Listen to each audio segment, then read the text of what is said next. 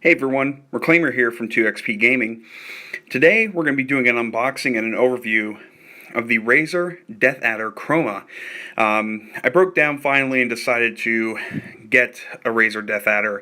One, because they're a very well-known gaming mouse in the FPS community, and two, as you can see, it complements my other Razer products. This is a current mouse I'm using, the Logitech G502 Proteus Core. Excellent mouse, great mouse. You'll see a video on our YouTube about it. I have no complaints about this mouse whatsoever. I just decided to make sure that I got something that went along with everything else. And the DeathAdder Chroma was on sale through Amazon, so I purchased it.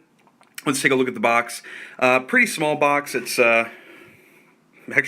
actually bigger than my hand. So again, immaculate Razer packaging as normal.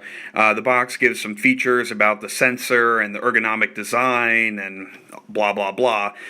So what we're going to do is I'm going to actually unbox this, show you the contents, and we're going to show you some more information about the mouse. Okay, so now we have the DeathAdder Chroma unboxed. Very simple packaging. You have the DeathAdder Chroma itself, some Razer stickers, some packaging. As you can see, here is a gold-plated USB connector with a braided cable. Razer peripherals have these braided cables, and they're just awesome. So what I'm going to do is I'm going to actually hook this up, and I'm going to use my webcam to show you some features. So now we have the Razer DeathAdder Chroma installed on the computer, and what I'm going to do is I'm going to actually show you what it looks like in its solid state here. This I just have the Chroma function set to just static red, which is kind of the color scheme I have going on my PC. Take note that the only things that do light up on this mouse are the Razer logo and the scroll wheel. These can both be controlled separately. For example, if I want to have a green scroll wheel and a red breathing logo, I can do that. And I'm actually going to show you how to do a couple different things in the Razer Synapse software. But basically, this is what you're getting. The mouse is definitely bigger than the G502 Proteus Core. It fits my hand very well. I actually found it to be a little more at home, if that makes sense, versus the other mouse. This seems to be more suited towards my hand size.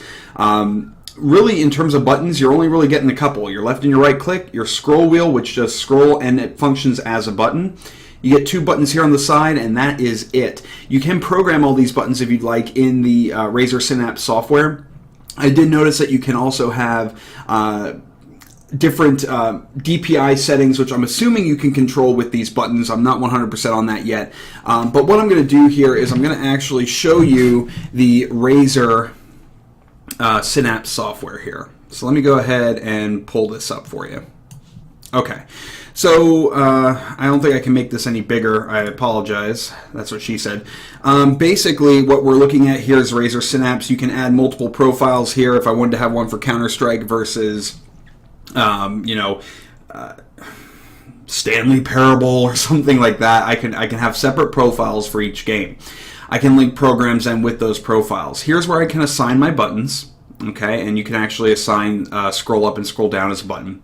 Under performance, we can go ahead and change our sensitivity here. For example, if I wanted to change my DPI down to, let's say, 800, I can do that. If I want to change it to 6950, I can do that. And this thing goes all the way up to 10,000, which is just crazy. So let me go ahead and get this back down here to like 1300 for now.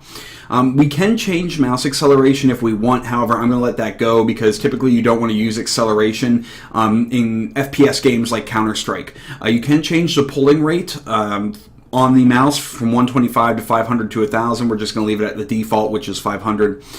This is where we can change our lighting, and we can have the lighting changed based off the profile.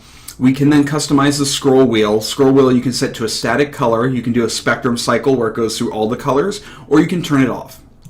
For the logo, you can do static, breathing, spectrum again, or off. So again, you can have independent colors here.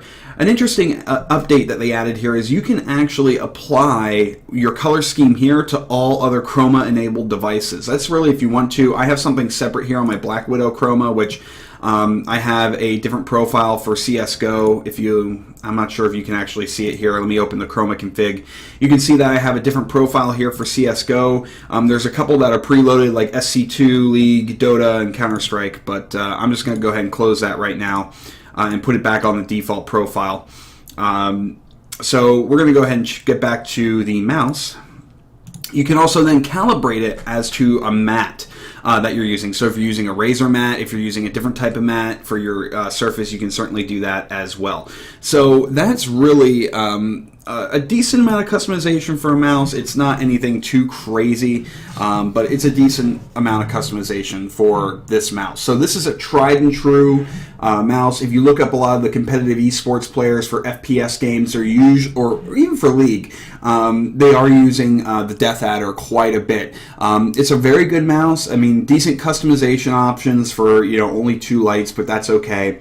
It's a nice complement to have if you already have other Razer products such as the Black Widow Ultimate or the Razer Kraken. So that's really what we have here. It's a quick overview again of the Razer DeathAdder Chroma. If you have any questions, make sure to comment on it.